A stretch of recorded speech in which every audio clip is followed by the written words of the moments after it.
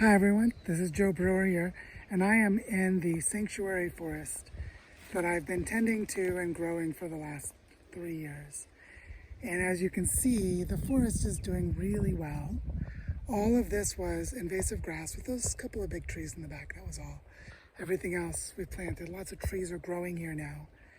And we have food forest, we have water retention, we're doing native ecology, like ecosystem restoration, growing trees like this one here, which is a Cecropia that grows really nicely here.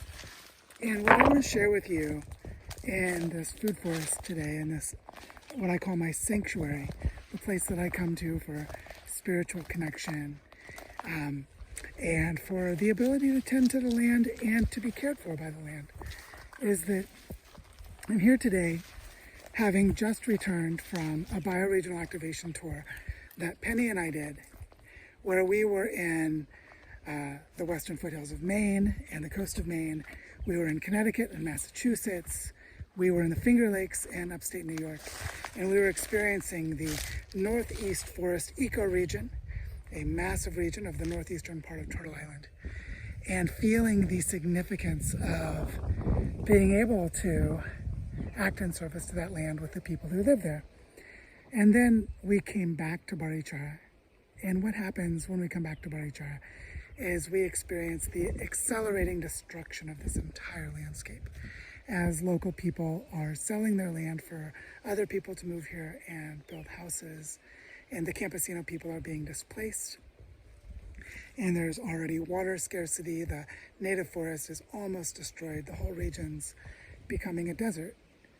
And as some of you know, the dream that really brought me to this place in Barichara, Colombia, was the dream of bringing dead rivers back to life with children, and also with my own daughter in particular, that I wanted to help my daughter to grow up restoring native forest and ecosystems and soils and watersheds and aquifers so that we could restore the dead rivers here. And something really difficult happened. We found the ideal land for creating the Barichara Ecoversity, and then the person who donated the money turned out to be false, turned out to be abusive and dangerous, and actually threatened to sue all of the regenerative leaders in the community in order to steal the land for himself. And that was the land where we were going to bring a dead river back to life with children. So now I'm here in this food forest where I'm still able to do work and it still nourishes my heart and my soul. And yet I'm left wondering, will I ever get to help bring dead rivers back to life? My daughter, who was almost 3 years old when we arrived, turned 7 a few months ago. And while she has gotten to help with reforestation and watershed restoration, she has not gotten to help restore a dead river. And I don't know if she's going to get to. I feel this deep question inside myself, this deep question in the world around me. Will we be allowed to do this? Will this happen? Will the bad actors of the world, those who don't know how to cooperate, those who have hatred and pain in their hearts, who destroy relationships, will they be able to stop us from such a pure and beautiful dream? And so when I return to this forest, I'm reminded of what my own hands can do to plant trees, to care for them, to open space for the bushes and shrubs to grow, to protect trees like this Ceiba varigona that is at risk of extinction, and to give it a home in the sanctuary so that it can grow. And as I walk around this place and I feel this connection to the pain in my heart where my dream for the children is still left unanswered, and knowing that the main reason that it didn't come to fruition so far was the hatred and anger of one person who wanted to steal the land and keep it from the community and keep it to himself. Your classic pattern of conquest and domination and destruction based on false action. And this did damage way beyond Barichara. It did damage to the entire community of Earth Regenerators, which had gathered people around the world with the inspiration of this dream. And now, every time I return to Barichara, we drive through the territory on a bus or in a car, returning home, and we see this devastated landscape. So for me to return to this forest afterwards is very soothing. And I'm left to wonder, Will I see this dream manifested? Will my daughter see this dream manifested? Or will this landscape be destroyed like so many others around the world? And as I sit in that deep question, I find comfort knowing that at least I was able to do something here, and that at least I can do some good. And in a place like this is a community forest called Bioparque Moncora, so this land is protected and it's owned by the community.